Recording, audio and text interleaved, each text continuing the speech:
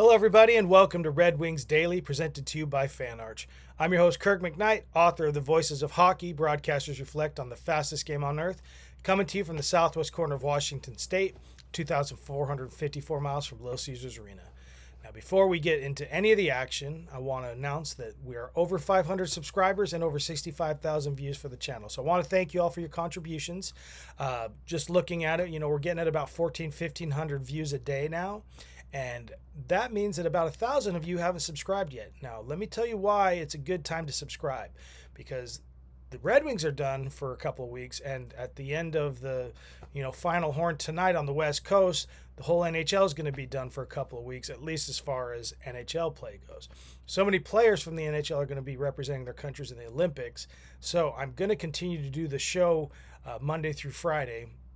And so tune in so you can see, what of your players from your team are doing what. We'll have leaderboard. We'll see who's scoring the most, who's got the bragging rights once they come back from the Olympics. Hey, it's kind of like the All-Star game or the home run derby in baseball. It's like, how many goals did I put in the back of the net for my country? We'll see how the teams are doing, who's making the run for the money, who's going to be, making their way to the medal rounds and stuff like that. So I invite you all to subscribe to the channel just so you can be informed. Basically, when we come back from Monday's show after the opening ceremonies and plenty enough action on Saturday and Sunday, we'll have a little bit to talk about, and that trend will continue all throughout the Olympics. So go ahead and subscribe if you haven't already. Back to the Red Wings. I feel like this break couldn't come any sooner. The Red Wings basically have lost their fourth out of the last 5 games. Of course, one of those was a shootout loss, but still, a loss is a loss. And in the standings where it says, L, whether it's an SOL, OTL, an L is an L, we basically only have points we were 2-3-2 in our last 7.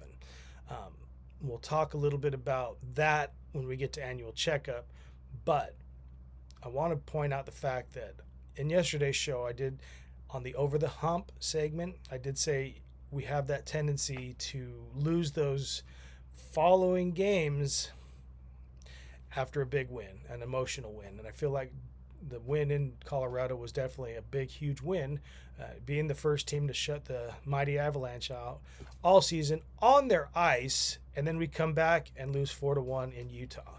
Now, I never figured that Utah was just going to be a give me because they already beat us 4-1 in our arena last month. But now they beat us 4-1 in their arena. So we have 2 goals to their 8 over these 2 matchups. Thank goodness we only played these guys 2 games this season. I would hate to think that we had them 4 times on the slate. So looking at the game itself, I will start to throw a little blame. I think I was being a little too hard on the defense. I even got comments in the comment section on Monday saying, why are you so down on the defense? And yes, the defense made some mistakes deep in our own zone against Colorado in Detroit. But this game last night against Utah, the offense made some of the dumb mistakes that led to their scoring. First one being Cat misplaying one, basically a pass, just misplayed it, I think he was maybe already thinking going up the ice with it, but regardless, he misplayed it, and Durzi, before Gibson even could realize what was going on, the puck was between his legs in the back of the net. Durzi just fired one quick and took advantage of Gibson being caught off guard. So we're already down 1-0, 57 seconds into the game. Then Benny so now we're going to reflect over onto the defense. So Benny has a dumb little delay of game, and then Larks adds insult to injury on our own selves by slashing and basically putting us at a 2-man disadvantage for 42 seconds. Well, they didn't need that 42 seconds, and they scored. So there's another ding against the offense, partially. You got a little bit of an assist on that one. Benny, you get the assist as well. So you guys both share that divot. Well, they got and then Benny, again in the third period, really just turns the puck over to them, just gets caught off guard, and they steal the puck right out from him on the forecheck or whatever, just a clean steal. And Gunther's off to the races and beats Gibby on the breakaway. Whenever I look on the box score and I see unassisted, I'm like, okay, That just means that we let them get behind us and quick, and that's exactly what happened. We weren't in a good position. They especially took advantage of that by stealing it from us. You're going to steal the puck from us, that's fine. But at least if we can be in a better position on that steal, we can at least recuperate from it. Well, Benny wasn't, and so Gunther got the breakaway. So there we go. Now we're down 3-0. So Dylan Larkin, I want to call him Larks, but he basically replaces his divot by scoring our only goal of the night. Basically with 6 minutes left, so we're trying to claw back into that, and then of course they score an empty netter. So I think a lot of the blame needs to be put on the offense in this one, mainly because they only put up one goal for Gibby.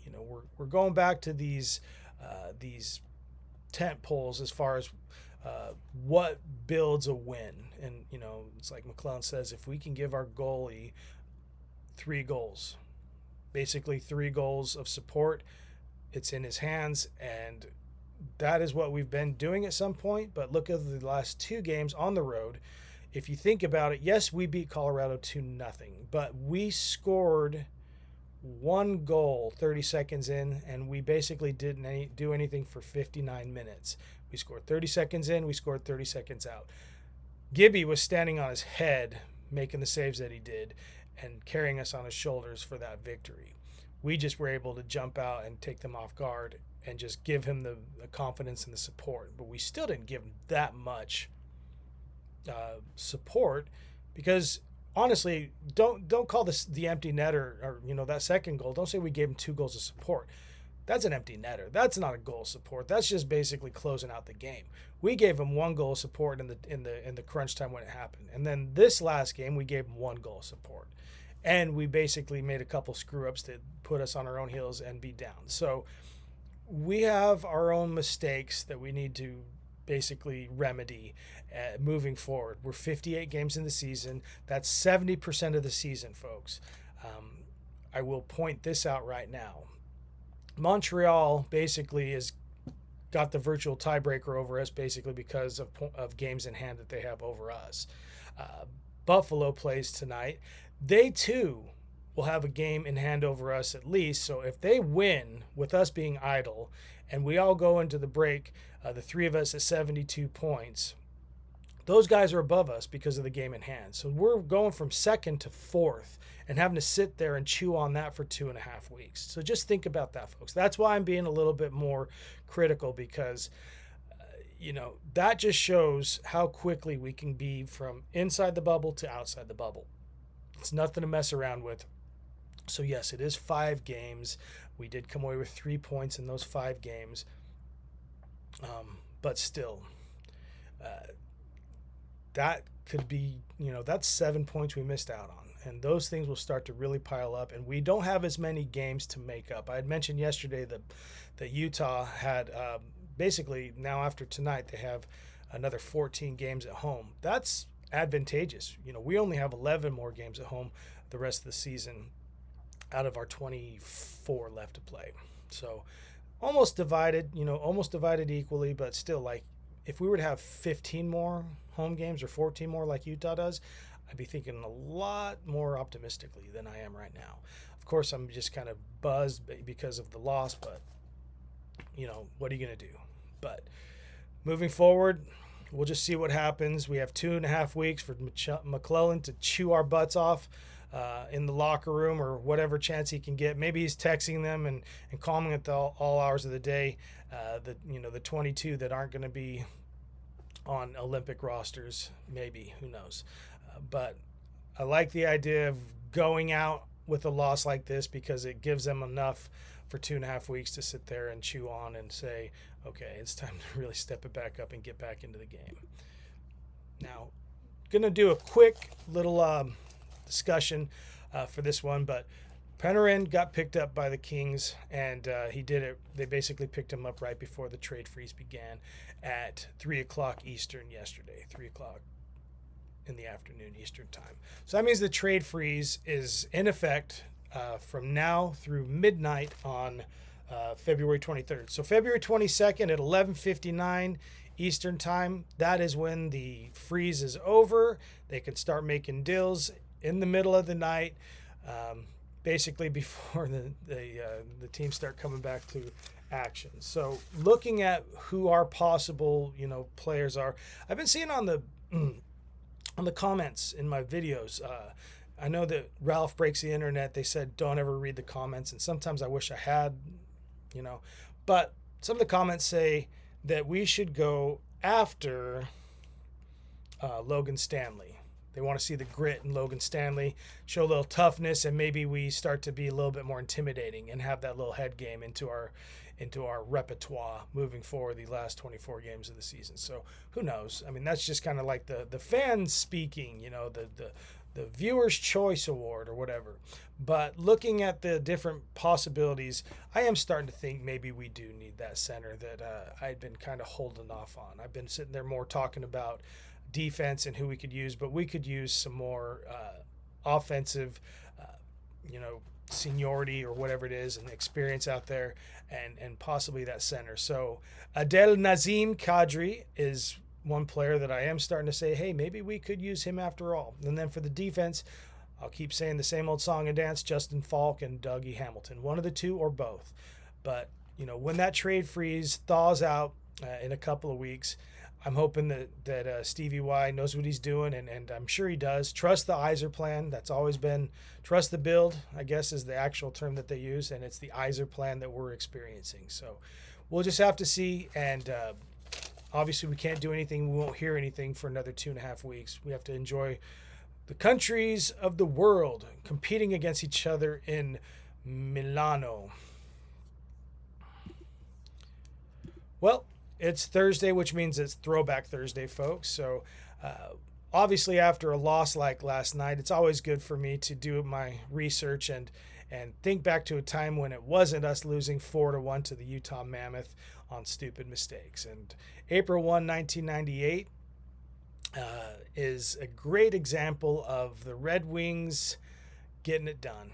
They were the defending Stanley Cup champion. This would be their back-to-back season, so this would be where the cup stays in Detroit kind of thing.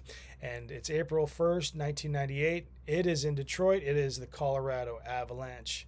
And the blood feud, once again, rears its ugly head at Joe Louis Arena. Now, the game itself, looking at some of the things, there were, the big fight of the night, obviously, this was the one that everybody talks about, is Ozzy and Wah. But before that, I need to mention something, okay? Before that, Wah, when he got in the fight with about 7 minutes and 11 seconds, so 12:49 into the third period was when all hell broke loose, all the fights happened. We'll get into that as far as like numbers go. But basically, early in the first period, Wah basically was already up to no good.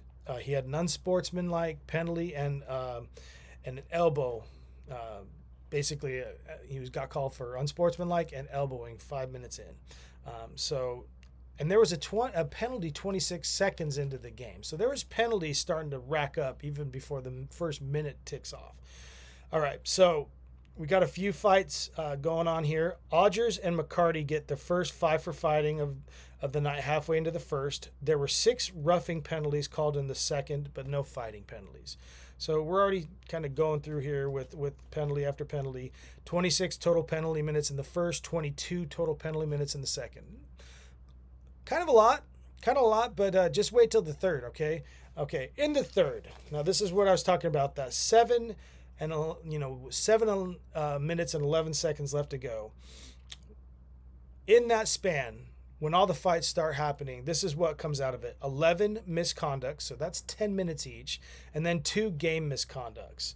Penalties 3, 4, and 5 to Wah. So Patrick Wah, who already got 2 penalties in the first period, got another 3, including unsportsmanlike and a game misconduct. There were 156 penalty minutes assessed right here at that actual juncture right there, that 12:49 mark of the third period. So 218 total penalty minutes on the night. I mean, obviously the record is in 2004, Philadelphia and Ottawa. It was 419. Before that, it was 412. Boston and Minnesota back in the 80s. Those are some serious fights and all this, but this was a pretty bloody night. So looking at the fight itself, there's scraps going on. People are falling on each other, and you can see Wah, like back in his crease, he's taking his gloves off. He's like sitting there, just kind of like, I don't know. It just kind of reminds me of somebody who knows he's about to go get in a fist fight. So you just see him take off all his jewelry, doesn't want to. Takes off his necklace or something like that. Doesn't want to get anything ripped off of his skin or anything like that. That's Wah. He's in the crease. He's resting his mask on the goal, on the netting and everything like that. He's taking his gloves off, resting them to his stick. He starts going over, skating over right in front of the bench, and he starts trying to pull bodies off or get a little involved. Obviously, Osgood answering the bell has to come out of his crease, and he comes out, and Wah really was just like, I want to see something. Something needs to happen, and I think it was just his way, pretending like he's doing something. He wasn't throwing any punches at anybody. He was just kind of like seeing what the scrum was going on over there along the boards. So over comes, Osgood, and the crowd's going crazy, and they engage in a fisticuffs. And it wasn't Wah Vernon in the sense, because hockey fights gave that fight to Vernon. But in this game, it was Wah Ozzy, and they gave Wah pretty much the benefit on this one, and rightfully so. Watching it, he landed a lot more punch solidly than Ozzy did, and he has more of a reach. Ozzy doesn't have that much of a reach. I've actually met Ozzy in the press box up there at Seattle while I was doing my interview over on the radio network, and so I know that he doesn't have the reach that Wah does, but he definitely had the grit, and he took him to the ice. But yeah, the fight definitely went Wah's way on that. So just looking at all that, 6 eventual Hall of Famers out there on the ice.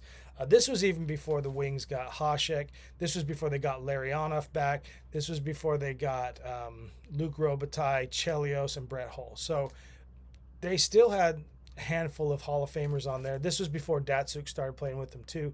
So if you think about all the eventual Hall of Famers in that 2001-2002 Code Red team, they weren't necessarily out there. But indeed, there were Hall of Famers. And Sakic, best player on Colorado, was out with a knee injury during that time. The Red Wings win 2-0. The blood feud is still well alight.